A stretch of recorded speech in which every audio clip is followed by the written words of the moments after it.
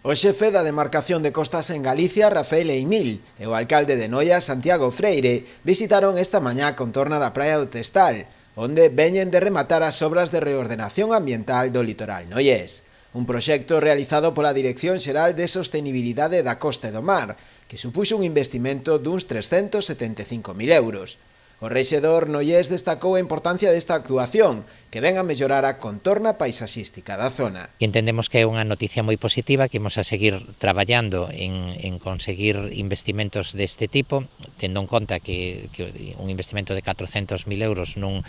espacio sensible como esta zona de Testal, que ademais busca tamén a finalidade de preservar a invasión de vehículos en determinadas zonas próximas á praia e nas zonas dunares, e tamén preservar ese ecosistema,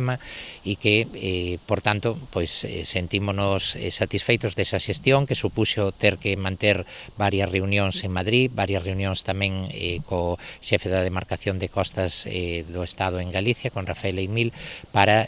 conquerir este investimento que agora é unha realidade. Freire tamén se referiu a outro proxecto pendente da demarcación de costas no municipio, como é a remodelación da fachada marítima. Unha actuación que agarda poida tamén desenvolverse ao longo dos próximos meses. A remodelación da fachada marítima que enlaza dende a Ponte do Campo de Noia ata o Muelle do Marqués. Esas actuacións esperemos que se vayan desenvolvendo ao longo dos próximos meses, e ao igual que este proxecto, pois dende que se iniciaron as xestións ata que se materializou pasaron algo máis de 2 anos, pois esperamos que